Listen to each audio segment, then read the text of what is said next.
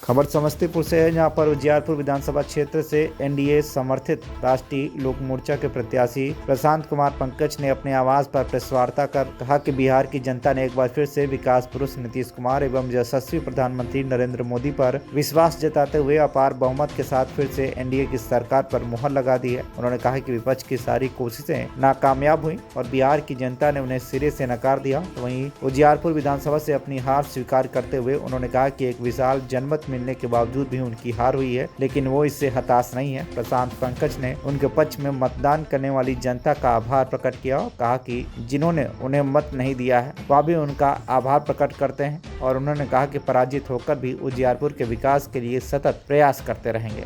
2025 का जो विधानसभा चुनाव था, सारी प्रक्रिया पूरी हो गई और प्रक्रिया पूरी होने के बाद चुनाव परिणाम जो उजियारपुर का आया है उससे आप सभी लोग अवगत हैं। तो हमें लगा कि भाई प्रेस कॉन्फ्रेंस करना चाहिए, क्योंकि ये प्रेस कॉन्फ्रेंस जो अभी बुलाया गया है हम समझते हैं कि हम लोग के लाइफ का ये पार्ट है। तो एक दिनचर्या की तरह ये बुलाया गया है, कोई विशेष इसका आयोजन का नहीं है। लेकिन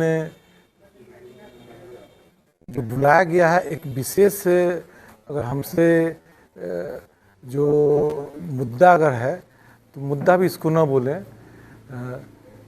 जो 86,424 वोट जो हमें आए, लगभग 87,000 के करीब में, तो उन तमाम मतदाता जो इमोशनली, सेंटिमेंटली और सारे लोग घर से निकल के मतदान किए। चुनाव में हार जीत अलग चीज़ है, चुनाव जो परिणाम है हमारे अनुकूल नहीं आया, लेकिन उन सभी मतदाताओं का जिन्होंने हमें वोट दिया, सबसे पहले तो उनका हम आभार व्यक्त करते हैं। और जिन्होंने वोट नहीं दिया उनका भी हम आभार व्यक्त करते हैं। कोई हमारे दिल में मनसा, कोई शिकायत नहीं है, कोई भी मतलब गिला शिकवा शिकायत जो होता है कोई शिकायत नहीं है। हाँ, कुछ कमी हमारे साइड से रही होगी जिसके कारण परिणाम हमारे अनुकूल नहीं आया। पूरे बिहार में हम लोग का एक लक्ष्य था कि नीतीश जी फिर से सरकार बनाएं, एनडीए की सरकार बनाएं। तो एनडीए की सरकार बनाने में के लक्ष्य को हम लोग पूरा कर लिए।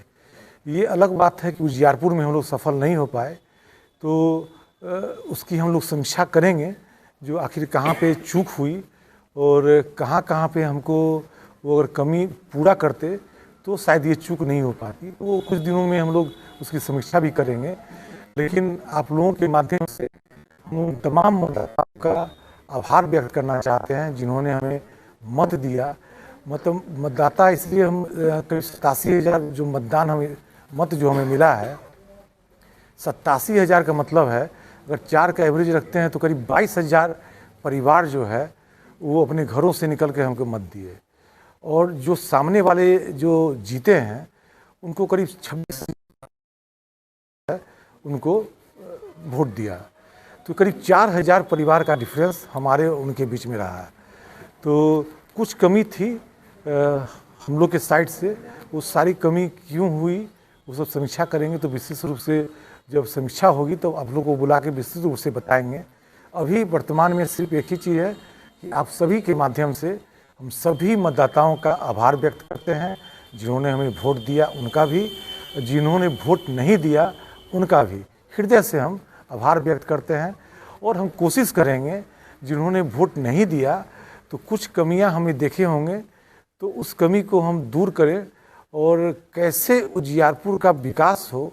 चूँकि सरकार हमारी बिहार में बनी है, एनडीए की सरकार बनी है, तो एक जरूरी नहीं है कि एक विधायक रह करके ही हम यहाँ पे क्षेत्र का विकास कर सकते हैं। सरकार हमारी है, केंद्र में है, बिहार में है।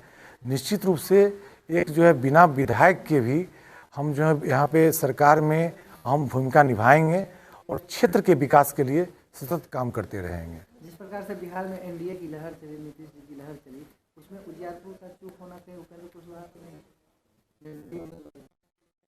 देखिए, अभी किसी पे व्यक्तिगत कुछ भी कहना ठीक नहीं है। और सारे लोग, बीजेपी के सारे लोग, जदयू के सारे लोग, चिराग पासवान जी की पार्टी के सभी लोग, मांझी जी की पार्टी के सभी लोग एकजुट थे, सभी लोगों ने हमें साथ दिया है। और किसी पे व्यक्तिगत आरोप प्रत्यारोप की बात नहीं है। कुछ कमी चूक हमारी साइड से हुई है। हमने कहा समीक्षा बैठक करेंगे, चूक कहाँ हुई वो सब जो है विस्तृत जानकारी, और जब नेक्स्ट जब समीक्षा होगी तब तो आप लोग को बताएंगे। आपने कहा कि जो है उजियारपुर में बहुत ज़्यादा विकास हुआ है, लेकिन उजियारपुर में सर बहुत ज़्यादा भ्रष्टाचार है, थाना में जो है बहुत ज़्यादा घुसखोरी है, चरम सीमा पे है। तो फिर से नीतीश कुमार का सरकार बन रहा है, तो फिर अगला आपका क्या स्टेप रहेगा जो भ्रष्टाचार को रोका जाए?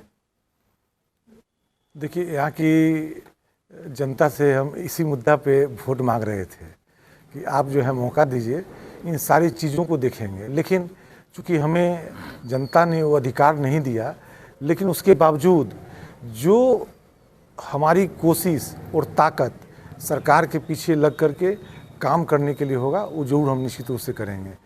ठीक है, जो हम किसी पद पे नहीं बैठ सके, कोई संवैधानिक पावर हमको नहीं मिल सका, लेकिन बिना संवैधानिक पावर के भी हमारी कोशिश होगी कि सरकार के माध्यम से इन तमाम मुद्दे जो अभी आप बोल रहे हैं उन मुद्दों को उठाएंगे और कोशिश करेंगे, और जहां तक सफल होता है हम जनता के लिए काम करते रहेंगे।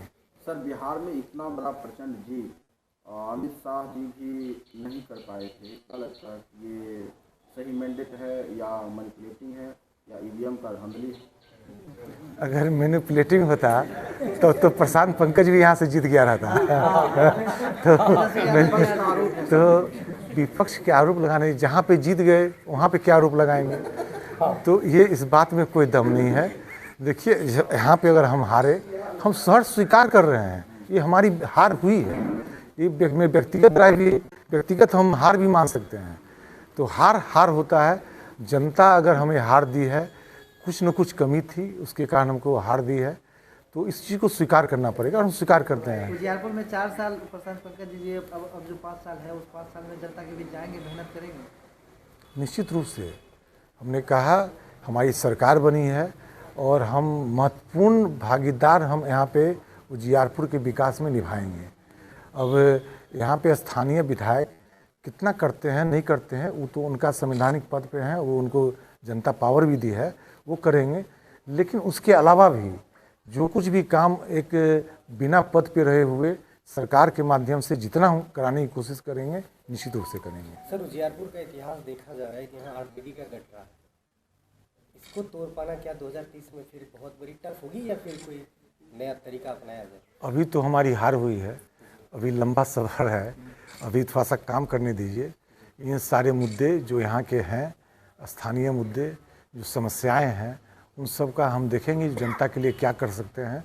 फिर चुनाव की बात तो अगली बार जब 5 साल के बाद जब आएगा तब देखेंगे। आपकी पार्टी का स्ट्राइक रेट क्या रहा? 6 में 4 जीते हैं, एक हम हारे और एक मुजफ्फरपुर से हमारी पार्टी की हार हुई। वो भी हार के क्या कारण है उसकी भी समीक्षा होगी तब पता चलेगा। अगले 5 साल किस प्रकार जुड़े रहेंगे आप उजियारपुर की जनता से?